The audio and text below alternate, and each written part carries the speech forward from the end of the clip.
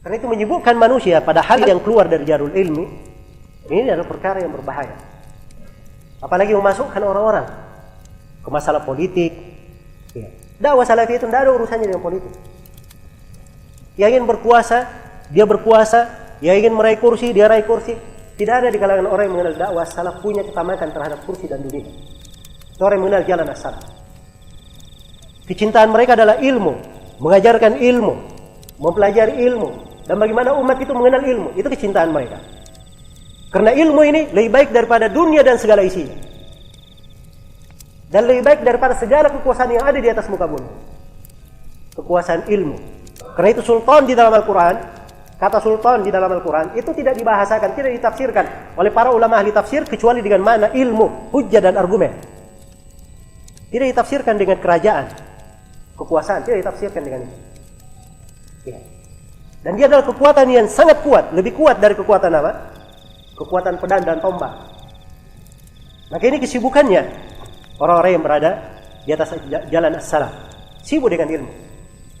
Karena itu sekali lagi, siapa yang memasukkan urusan dakwah salafin, dia mengaku dirinya mengajak kepada sunnah, terus dia ikutkan manusia ke urusan-urusan politik, ini tidak kenal dari sunnah. Tidak kenal daripada apa? Jalan as-salaf. Iya. Tidak kenal dari jalan as-salaf rahmatullahi alaihim jami'an. Saya beri satu contoh kasus ya. Bagaimana seorang jatuh di dalam kesalahan, masuk dalam pelanggaran-pelanggaran, dia tidak ketahui. Ya. Ini sebagian orang yang kadang dianggap juga menyuruh kepada sunnah.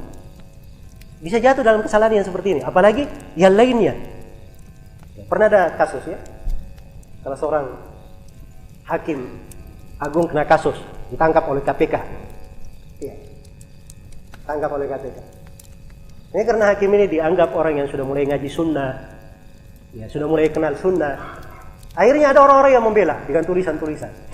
Ya, yang kami kenal tentang dia itu, dia adalah begini, diceritakan kebaikannya, bagus.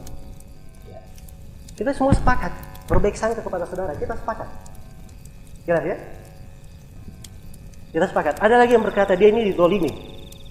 Ya. Dizolimi. Ini bahasa lebih parah ya, dizolimi. Dan ini sudah jatuh di dalam 3 pelanggaran besar. Saya tunjukkan pelanggarannya supaya kita kenal. Orang-orang yang dekat-dekat politik itu nggak bagus. Urusan kenal sunnah dekat politik bagaimana caranya? Kesalahan pertama. Ini urusan seorang ditangkap KPK, itu urusan negara. Itu urusan pemerintahan, urusannya di peradilan. Urusannya di peradilan. Dan sepakat para ulama bahwa hal yang seperti ini yang perlu ke mahkamah itu diselesaikannya di pengadilan. Dia sudah melanggar kesepakatan yang pertama di tengah para ulama. Yang kedua, sekarang begitu kasus ada penangkapan, ditangkap langsung dia berkomentar. Yang saya tahu begini, yang saya tahu begitu. Ini namanya dia langsung menjadi hakim. Masya Allah, tiba-tiba ada hakim tidak resmi begitu. Di mana ada dalam dakwah salafiyah seorang itu menjadi hakim? Ya. Kita mengingkari di mana-mana orang yang menjadi hakim sendiri. Itu tidak ada dalam syariat kita menjadi hakim sendiri. Orang yang kedapatan berzina, mencuri, ya, meminum khamar, itu nggak ada yang boleh langsung eksekusi, harus dia bawa ke pengadilan. Harus dia bawa ke pengadilan. Nanti di pengadilan terjadi pembuktian, ada proses. Mencuri, tuduhan mencuri. Mana saksinya? Diperiksa saksinya dulu. Ini saksi bisa bersaksi atau tidak? Dilihat persaksiannya. Setelah saksi diterima, dijatuhkan hukumnya sesuai dengan hukum syariat dalam hal tersebut. Nah, itu proses pengadilan. Kalau tidak terjadi seperti sekarang ini, baru di Tangerang mencuri HP, sudah dikejar, babak belur, ada yang dibakar, mati. Naudzubillah. Ini semuanya karena tidak kenal hukum syariat dalam hal ini. Pernah terjadi di masa Umar bin Khattab. Ya. Satu orang di Sana'a dibunuh oleh beberapa orang. Maka qadhi di sana tulis surat kepada Umar, tanya bagaimana hukumnya. Satu orang, tapi dia dibunuh oleh beberapa orang. Beberapa orang ini gimana? Dibunuh semua atau bagaimana? Kata Umar, demi Allah, dia kata seluruh penduduk Sana'a bersyirikat dalam menumpahkan darah orang ini, saya akan bunuh mereka semuanya. Saya akan bunuh mereka semuanya. Ini pencuri. Pencuri itu paling besar hukumannya, dia dipotong tangannya. Kok bisa melayang nyawanya? Sampai dibakar. Ya. Ini dalam hukum syariat, orang-orang yang bakarnya harusnya semuanya dijatuhkan hukum mati, bukan di penjara saja. Keterlaluan. Bergampangan dengan darah orang. Ini akibat main hakim sendiri, keluar dari prinsip-prinsip apa? Syariat. Ini sama tiba-tiba komentar, oh ini kami tahu bagus, dia ini zalimi. Masya Allah, tiba-tiba muncul hakim-hakim baru. Ini dari mana prinsip salaf seperti itu? Tidak dikenal. Di dalam ilmu peradilan, ini saya beri pembahasan di qadha, ilmu peradilan ya. Seorang hakim itu tidak boleh memberikan keputusan dengan pengetahuannya sendiri. Saya misalnya, saya hakim ya, ada tetangga saya, kawan main saya dari kecil. Saya kenal anak ini sangat baik, jujur, dan orang yang sangat baik, sangat soleh. Tiba-tiba ada yang menuduh dia mencuri ayam, misalnya. Atau ada dia menuduh dia ini mencuri jumlah yang besar, di bawah pengadilan. Apa yang harus saya lakukan? Tidak boleh saya berkata, oh saya kenal orang ini, tidak mungkin dia mencuri. Nah, itu bukan hakim namanya.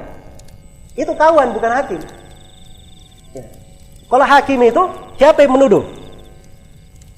Datangkan, menuduh. Harus dicatat.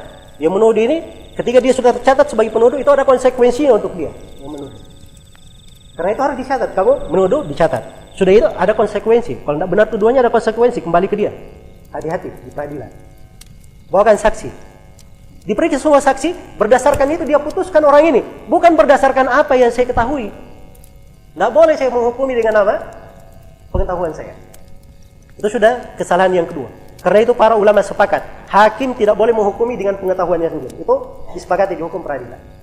Yang ketiga dari kesepakatan ulama, dan ini di pembahasan akidah, kalau dia berkata si fulan ini telah dizalimi, artinya pemerintah itu zalim.